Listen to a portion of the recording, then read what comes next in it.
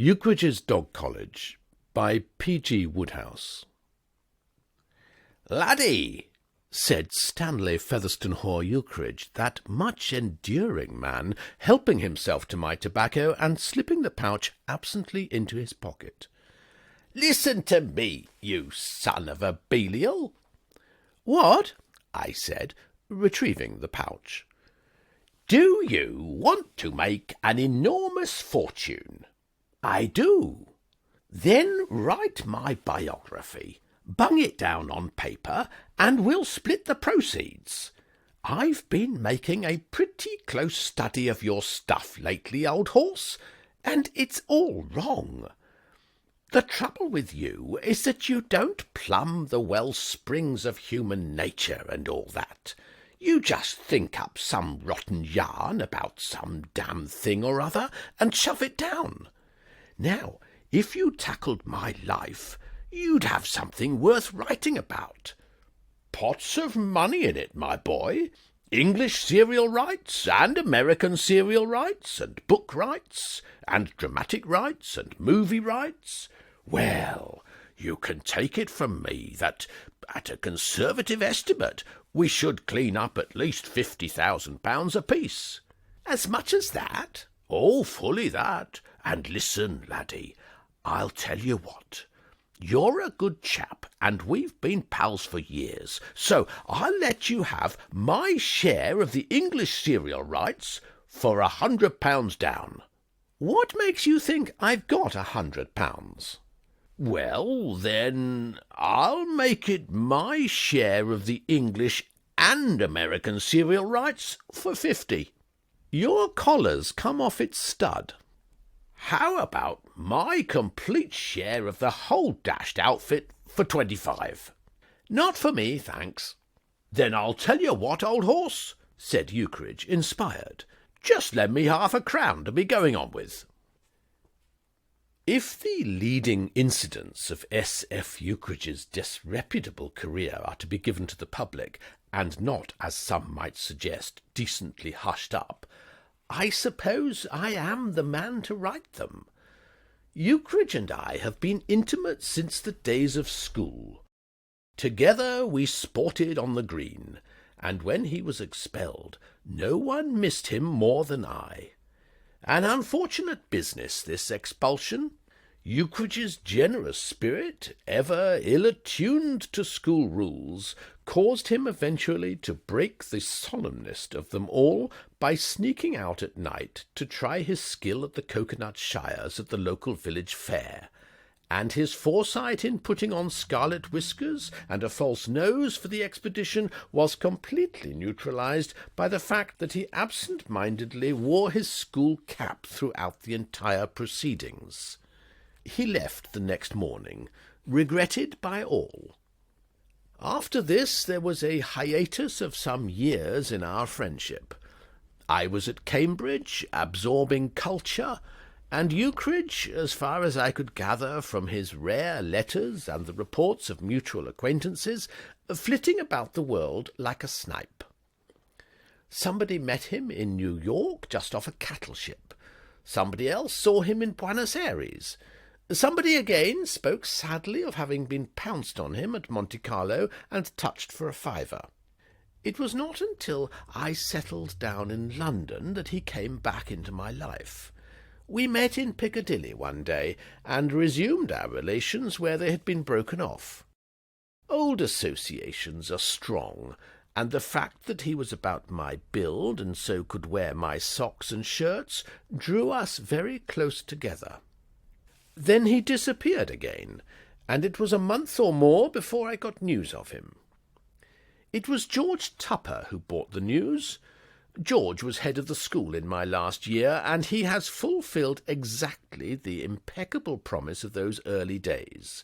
He is in the Foreign Office, doing well and much respected.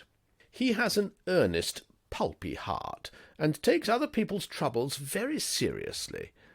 Often he had mourned to me like a father over Ukridge's erratic progress through life, and now, as he spoke, he seemed to be filled with a solemn joy, as over a reformed prodigal. "Have you heard about Ukridge?" said George Tupper. "He has settled down at last, gone to live with an aunt of his who owns one of those big houses on Wimbledon Common. A very rich woman. I am delighted. It will be the making of the old chap." I suppose he was right in a way, but to me this tame subsidence into companionship with a rich aunt in Wimbledon seemed somehow an indecent, almost a tragic end to a colourful career like that of S.F. Ukridge. And when I met the man a week later, my heart grew heavier still. It was in Oxford Street at the hour when women come up from the suburbs to shop, and he was standing among the dogs and commissionaires outside Selfridge's. His arms were full of parcels, his face was set in a mask of wan discomfort, and he was so beautifully dressed that for an instant I did not recognize him. Everything which the correct man wears was assembled on his person, from the silk hat to the patent leather boots, and, as he confided to me in the first minute, he was suffering the tortures of the damned. The boots pinched him, the hat hurt his forehead, and the collar was worse than the hat and boots combined. "She makes me wear them," he said, moodily, jerking his head towards the interior of the store and uttering a sharp howl as the movement caused the collar to gouge his neck. "Still," I said, trying to turn his mind to happier things, "you must be having a great time. George Tupper tells me that your aunt is rich. I suppose you're living off the fat of the land." "Oh, the browsing and sluicing are good," admitted Ukridge. "But it's a wearing life, laddie, a wearing life, old horse." "Why don't you come and see me sometimes?" "I'm not allowed out at night." "Well, shall I come and see you?" A look of poignant alarm shot out from under the silk hat. "Don't dream of it, laddie," said Ukridge earnestly. "Don't dream of it. You're a good chap, my best pal and all that sort of thing, but the fact is, my standing in the home's none too solid even now, and one sight of you would knock my prestige into hash. Aunt Julia would think you worldly." "I'm not worldly." "Well, you look worldly. You wear a squash hat and a soft collar, and if you don't mind my suggesting it, old horse, I think if I were you, I'd pop off now before she comes out. Good-bye, laddie." "Ichabod," I murmured sadly to myself as I passed on down Oxford Street. "Ichabod." I should have had more faith. I should have known my Ukridge better. I should have realized that a London suburb could no more imprison that great man permanently than Elba did Napoleon. One afternoon, as I let myself into the house at Ebury Street, of which I rented at that time the bedroom and sitting-room on the first floor, I came upon Bowles, my landlord, standing in listening attitude at the foot of the stairs. "Good afternoon," said Bowles. "A gentleman is waiting to see you, I fancy. I heard him calling me a moment ago." "Who is he?" "A Mr. Ukridge, sir. He's—" A vast voice boomed out from above. "Bowles, old horse!" Bowles, like all other proprietors of furnished apartments in the south-western district of London, was an ex-butler, and about him, as about all ex-butlers, there clung like a garment an aura of dignified superiority which had never failed to crush my spirit. He was a man of portly aspect, with a bald head and prominent eyes of a lightish green, eyes that seemed to weigh me dispassionately and find me wanting. They seemed to say, young, very young, and not at all what I have been accustomed to in the best places. To hear this dignitary addressed, and in a shout at that, as old horse, affected me with much the same sense of imminent chaos as would afflict a devout young curate if he saw his bishop slapped on the back. The shock, therefore, when he responded not merely mildly, but with what almost amounted to camaraderie, was numbing. "Sir," cooed Bowles, "bring me 6 bones and a corkscrew." "Very good, sir." Bowles retired, and I bounded upstairs and flung open the door of my sitting-room. "Great Scott!" I said blankly. The place was a sea of Pekingese dogs. Later investigation reduced their numbers to 6, but in that first moment there seemed to be hundreds. Goggling eyes met mine wherever I looked. The room was a forest of waving tails. With his back against the mantelpiece, smoking placidly, stood Ukridge. "Hello, laddie," he said, with a genial wave of the hand, as if to make me free of the place. "You're just in time. I've got to dash off and catch a train in a quarter of an hour. Stop it, you mutts!" he bellowed, and the 6 Pekingese, who had been barking steadily since my arrival, stopped in mid-yap and were still. Ukridge's personality seemed to exercise a magnetism over the animal kingdom, from ex-butlers to peaks, which bordered on the uncanny. "I'm off to Sheep's Cray in Kent, taking a cottage there." "Are you going to live there?" "Yes." "But what about your aunt?" "Oh, I've left her. Life is stern and life is earnest, and if I mean to make a fortune, I've got to bustle about and not stay cooped up in a place like Wimbledon." "Something in that."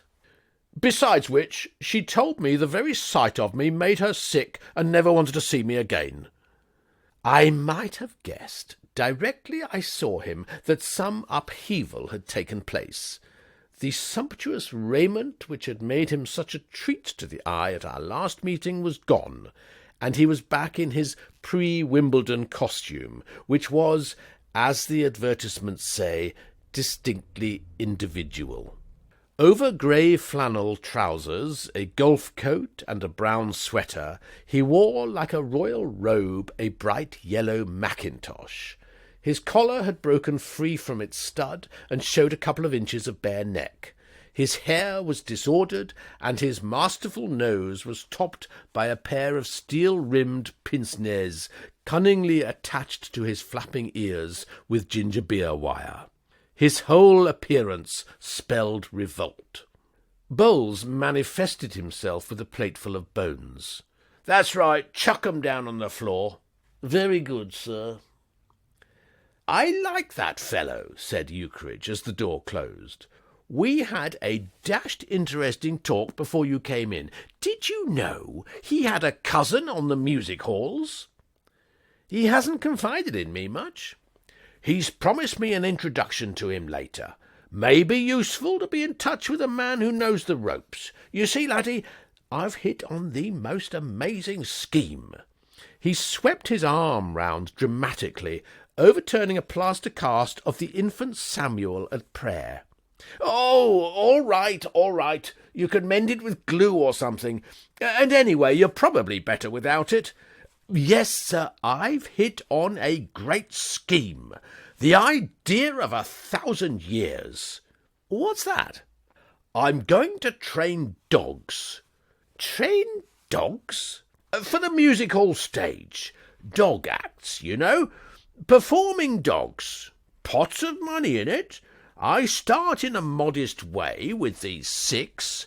When I've taught them a few tricks, I sell them to a fellow in the profession for a large sum and buy 12 more. I train those, sell 'em for a large sum, and with the money buy 24 more. I train those. Here, wait a minute." My head was beginning to swim. I had a vision of England paved with Pekingese dogs, all doing tricks. "How do you know you'll be able to sell them?"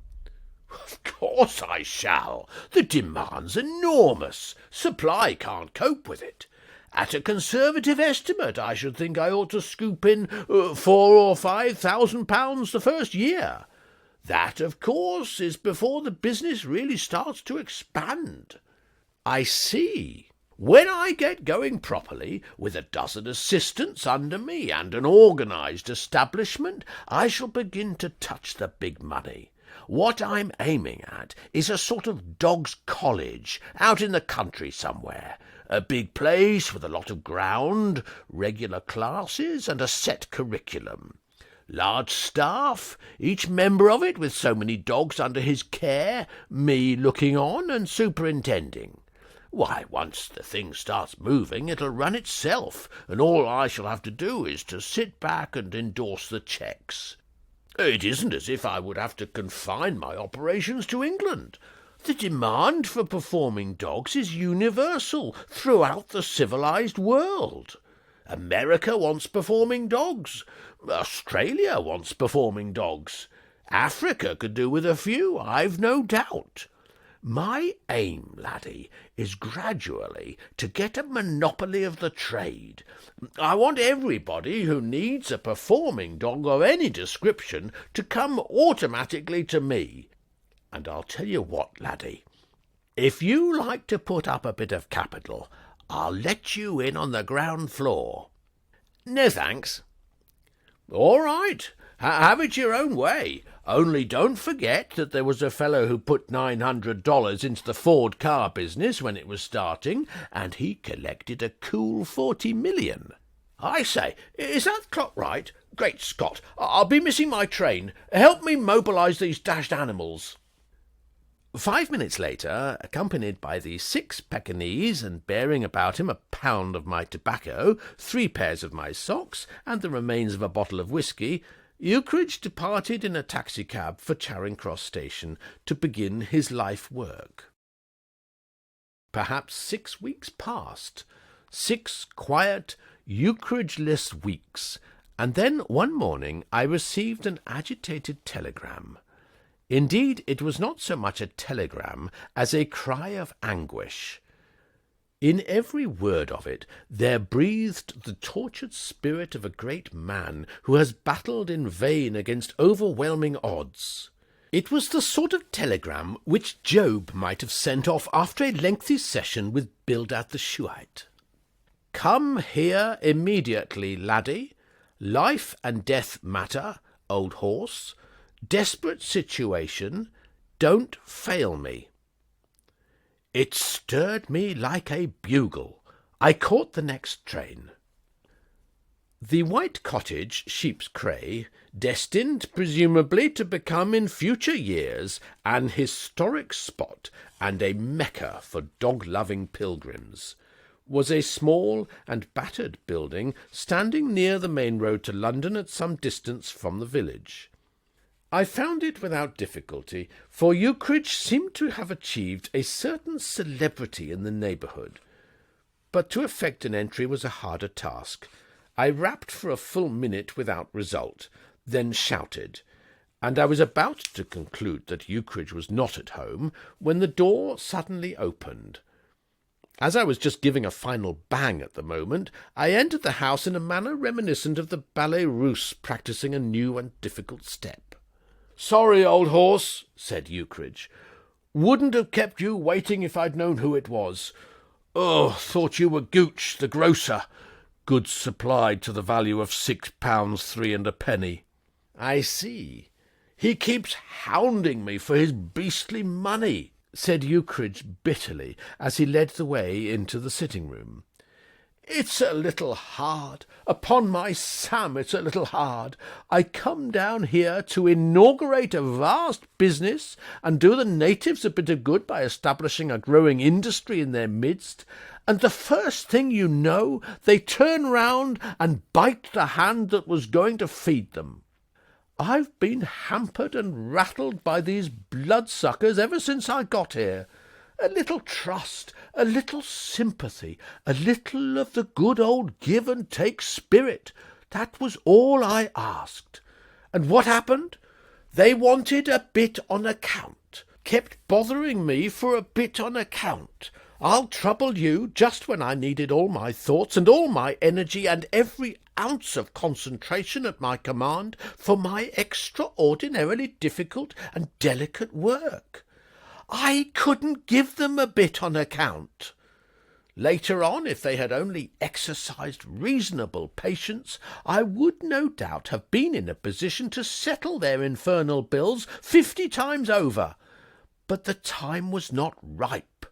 I reasoned with the men. I said, here am I, a busy man, trying hard to educate 6 Pekingese dogs for the music hall stage, and you come distracting my attention and impairing my efficiency by babbling about a bit on account.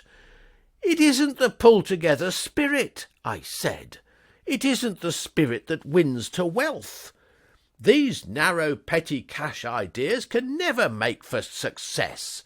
But no, they couldn't see it.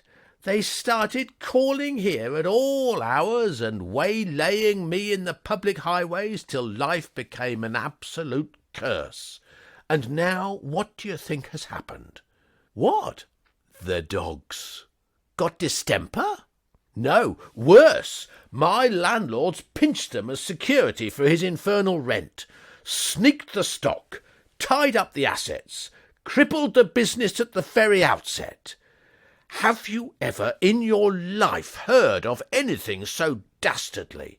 I know I agreed to pay the damned rent weekly, and I'm about 6 weeks behind, but my gosh, surely a man with a huge enterprise on his hands isn't supposed to have to worry about these trifles when he's occupied with the most delicate— Well, I put all that to old Nickerson, but a fat lot of good it did. So then I wired to you.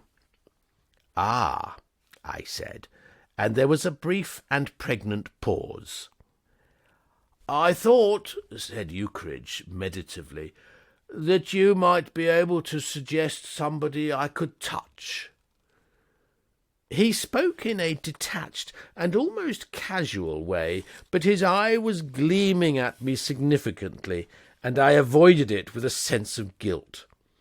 My finances at the moment were in their customary unsettled condition, rather more so, in fact, than usual, owing to unsatisfactory speculations at Kempton Park on the previous Saturday, and it seemed to me that if ever there was a time for passing the buck, this was it. I mused tensely. It was an occasion for quick thinking. "George Tupper!" I cried on the crest of a brainwave. "George Tupper!" echoed Ukridge radiantly, his gloom melting like a fog before the sun. "The very man, by gad! It's a most amazing thing, but I'd never thought of him. George Tupper, of course. Big-hearted George, the old school-chum.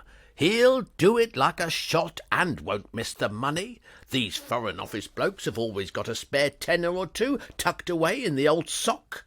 They pinch it out of the public funds. Rush back to town, laddie, with all good speed, get hold of Tuppy, lush him up, and bite his ear for 20 quid. Now is the time for all good men to come to the aid of the party." I had been convinced that George Tupper would not fail us. Nor did he. He parted without a murmur, even with enthusiasm. The consignment was one that might have been made to order for him. As a boy, George used to write sentimental poetry for the school magazine, and now he is the sort of man who is always starting subscription lists and getting up memorials and presentations.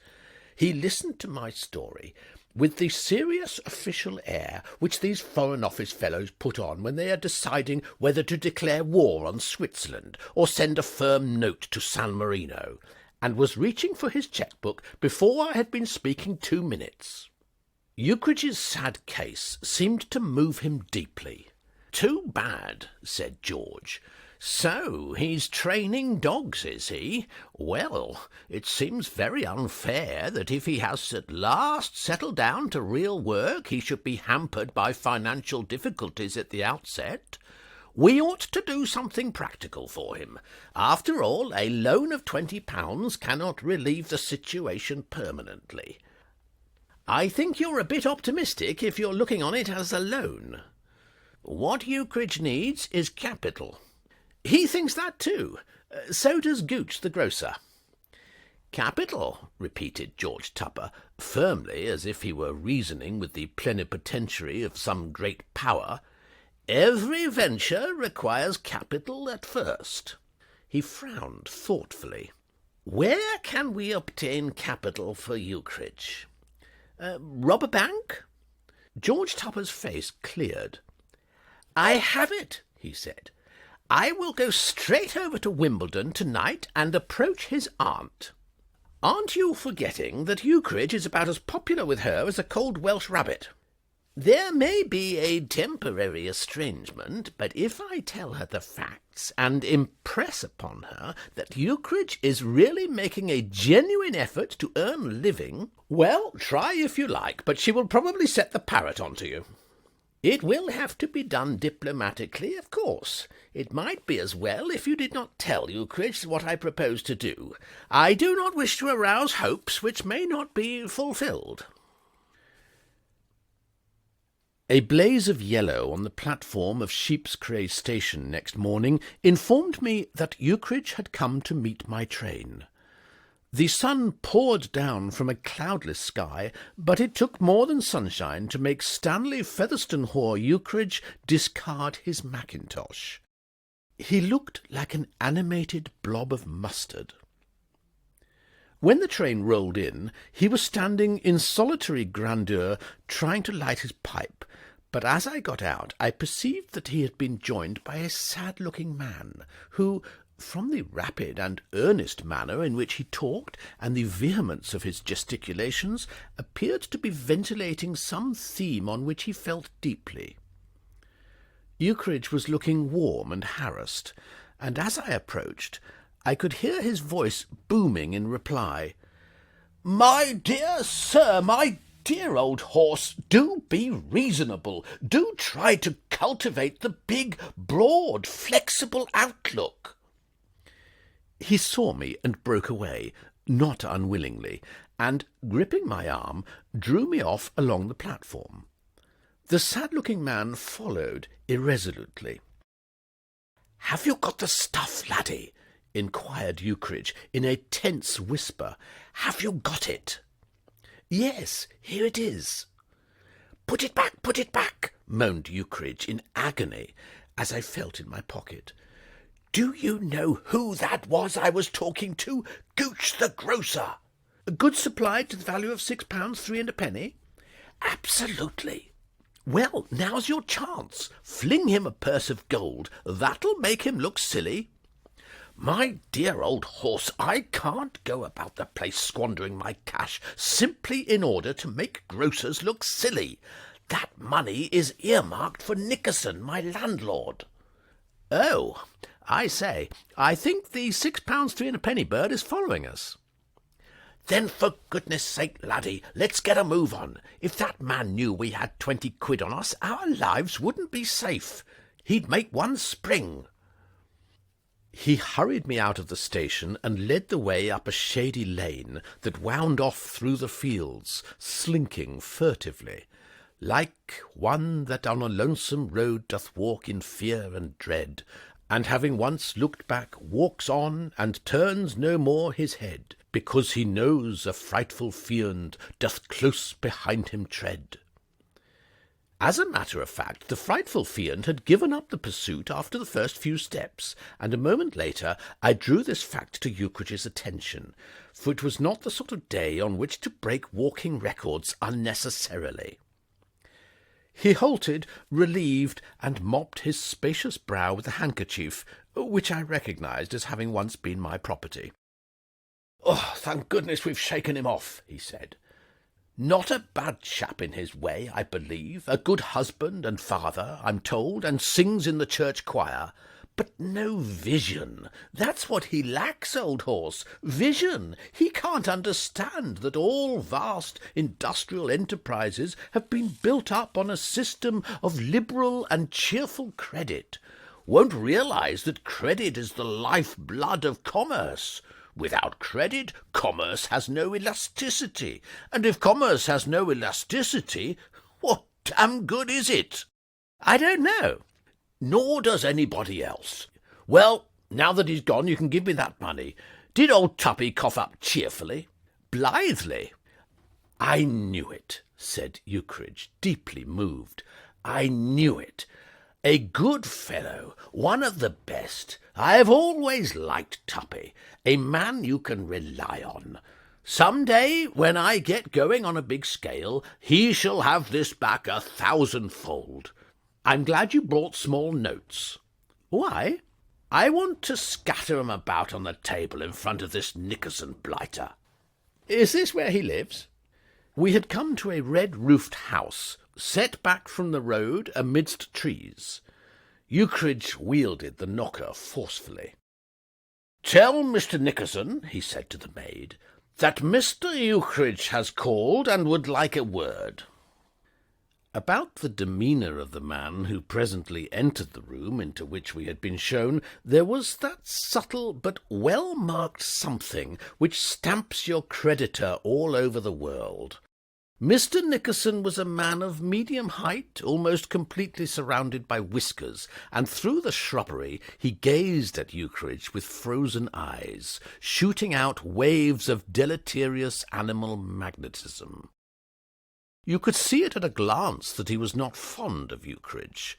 Take him for all in all, Mr. Nickerson looked like one of the less amiable prophets of the Old Testament about to interview the captive monarch of the Amalekites.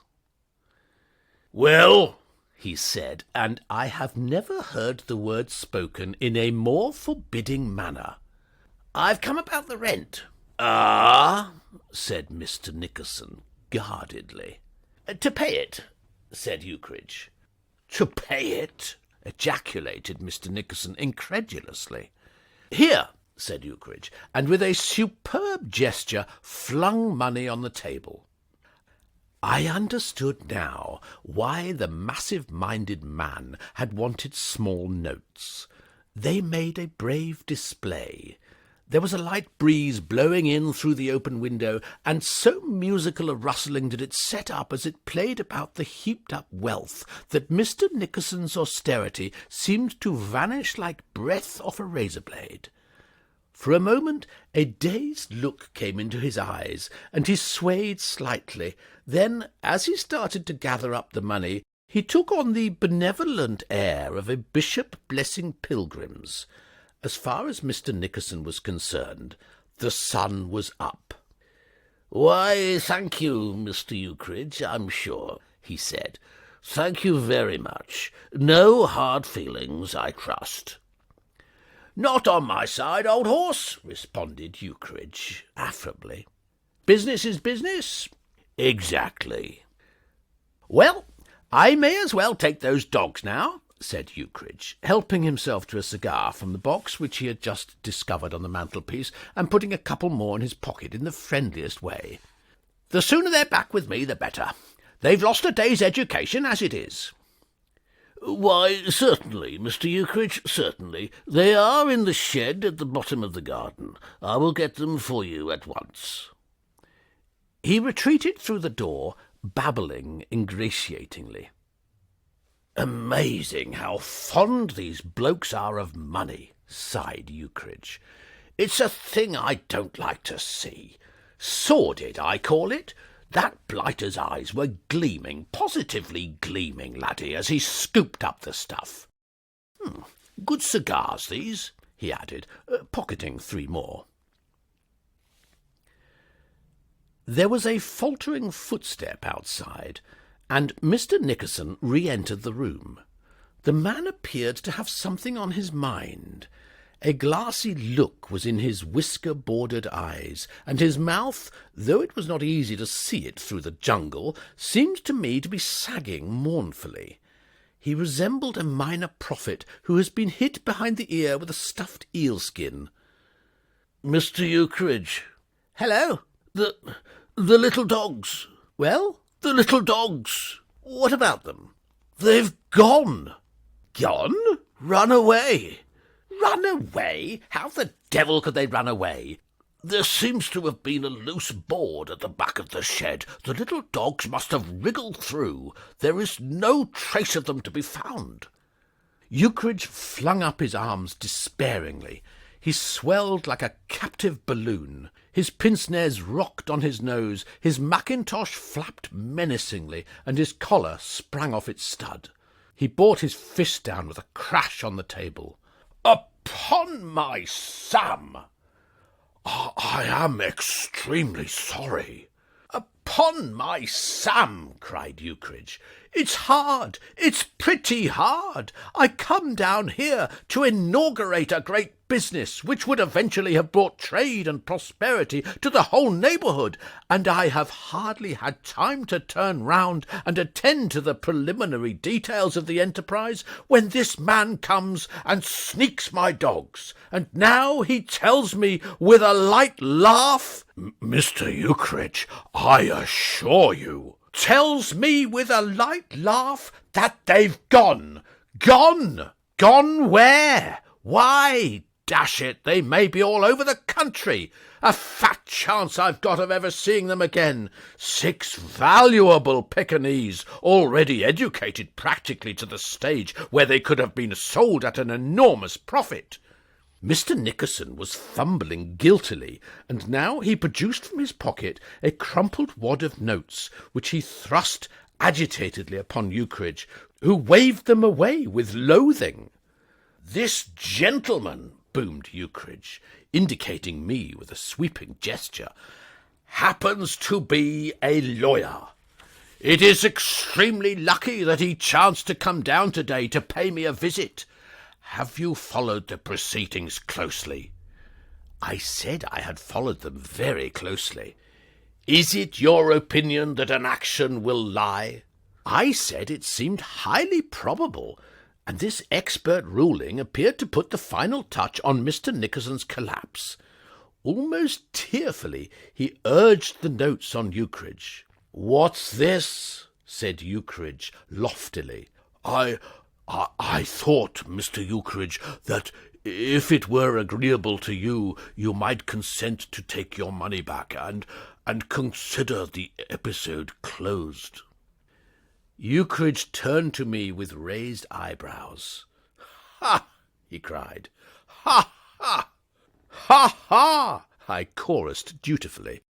"He thinks that he can close the episode by giving me my money back. Isn't that rich?" "Fruity," I agreed. "Those dogs were worth hundreds of pounds, and he thinks he can square me with a rotten 20. Would you have believed it if you hadn't heard it with your own ears, old horse?" "Never." "I'll tell you what I'll do," said Ukridge after thought. "I'll take this money." Mr. Nickerson thanked him. "And there are 1 or 2 trifling accounts which want settling with some of the local tradesmen. You will square those." "Certainly, Mr. Ukridge, certainly." "And after that? Well, I'll have to think it over. If I decide to institute proceedings, my lawyer will communicate with you in due course." And we left the wretched man, cowering despicably behind his whiskers.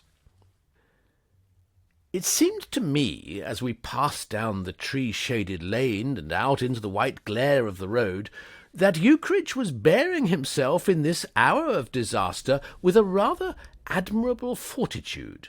His stock in trade, the life-blood of his enterprise, was scattered all over Kent, probably never to return, and all that he had to show on the other side of the balance sheet was the cancelling of a few weeks' back rent and the paying off of Gooch the grocer and his friends. It was a situation which might well have crushed the spirit of an ordinary man, but Ukridge seemed by no means dejected, jaunty rather. His eyes shone behind their pince-nez, and he whistled a rollicking air. When presently he began to sing, I felt that it was time to create a diversion. "What are you going to do?" I asked. "Who, me?" said Ukridge buoyantly. "Oh, I'm coming back to town on the next train. You don't mind hoofing it to the next station, do you? It's only 5 miles. It might be a trifle risky to start from Sheep's Cray." "Why risky?" "Oh, because of the dogs, of course." "Dogs?" Ukridge hummed a gay strain. "Oh, yes, I forgot to tell you about that. I've got 'em." "What?" "Yes, I went out late last night and pinched them out of the shed." He chuckled amusedly. "Perfectly simple. One needed a clear, level head. I borrowed a dead cat and tied a string to it, legged it to old Nickerson's garden after dark, dug a board out of the back of the shed, and shoved my head down and chirruped.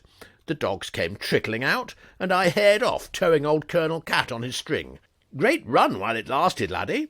Hounds picked up the scent right away and started off in a bunch at 50 miles an hour, Cat and I doing a steady 55. I thought every minute old Nickerson would hear and start blazing away with a gun, but nothing happened. I led the pack across the country for a run of 20 minutes without a check, packed the dogs in my sitting room, and so to bed. Took it out of me, by gosh, not so young as I was." I was silent for a moment, conscious of a feeling almost of reverence. This man was undoubtedly spacious. There had always been something about Ukridge that dulled the moral sense. "Well," I said at length, "you've certainly got vision." "Yes," said Ukridge, gratified, "and the big, broad, flexible outlook. Got to, laddie, nowadays. The foundation of a successful business career." "And what's the next move?" We were drawing near to the white cottage. It stood and broiled in the sunlight, and I hoped that there might be something cool to drink inside. The window of the sitting-room was open, and through it came the yapping of the Pekingese. "Oh, I shall find another cottage somewhere else," said Ukridge, eyeing his little home with a certain sentimentality. "That won't be hard. Lots of cottages all over the place, and then I shall buckle down to serious work. You'll be astounded at the progress I've made already. In a minute I'll show you what those dogs can do." "They can bark all right." "Yes, they seem excited about something.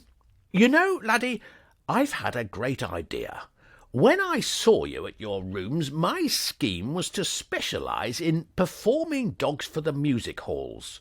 What you might call professional dogs. But I've been thinking it over, and now I don't see why I shouldn't go in for developing amateur talent as well. Say you have a dog, Fido, the household pet, and you think it would brighten the home if he could do a few tricks from time to time.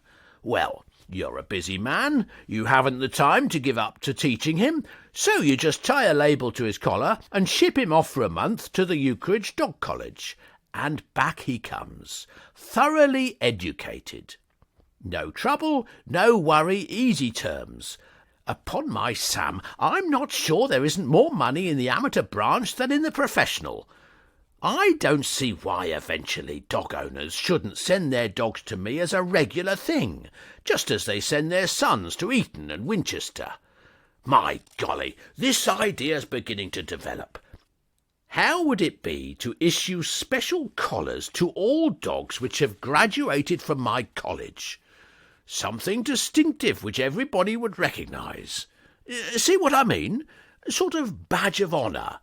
Fellow with a dog entitled to wear the Ukridge collar would be in a position to look down on the bloke whose dog hadn't got one.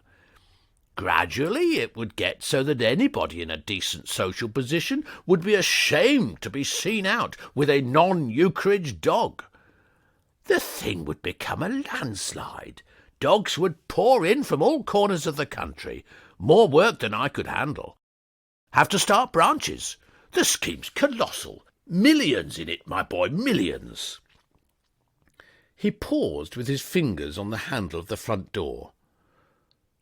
"Of course," he went on, "just at present it's no good blinking the fact that I'm hampered and handicapped by lack of funds, and can only approach the thing on a small scale. What it amounts to, laddie, is that somehow or other I've got to get capital.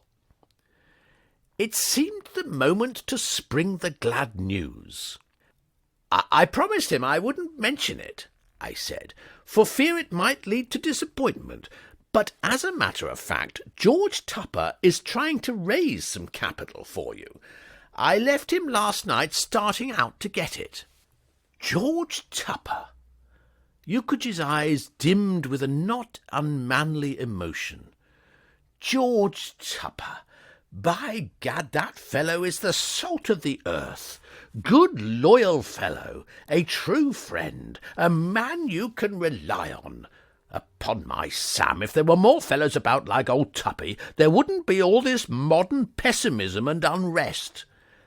Did he seem to have any idea where he could raise a bit of capital for me? Yes, he went round to tell your aunt about your coming down here to train those peaks. And what's the matter?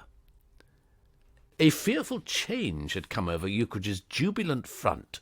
His eyes bulged, his jaw sagged. With the addition of a few feet of grey whiskers, he would have looked exactly like the recent Mr. Nickerson.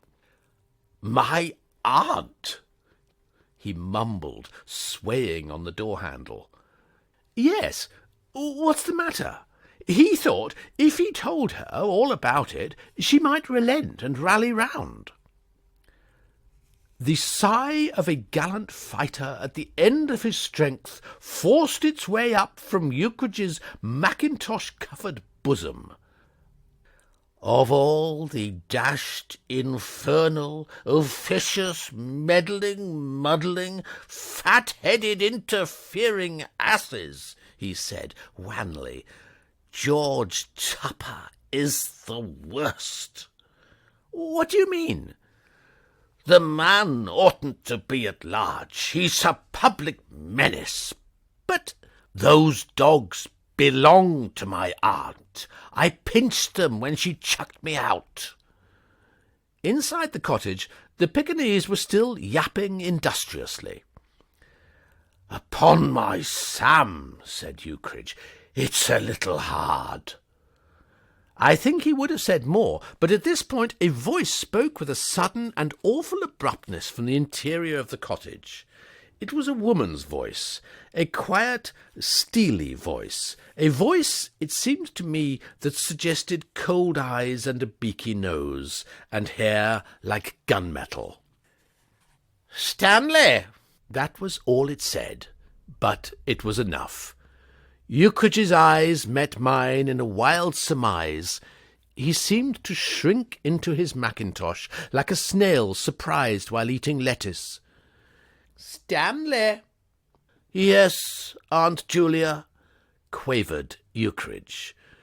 Come here. I wish to speak to you. Yes, Aunt Julia. I sidled out into the road. Inside the cottage, the yapping of the Pekingese had become quite hysterical. I found myself trotting, and then, though it was a warm day, running quite rapidly. I could have stayed if I had wanted to, but somehow I did not want to. Something seemed to tell me that on this wholly domestic scene I should be an intruder. What it was that gave me that impression, I do not know. Probably vision, or the big, broad, flexible outlook. And that was Ukridge's Dog College, read by Nick Martin.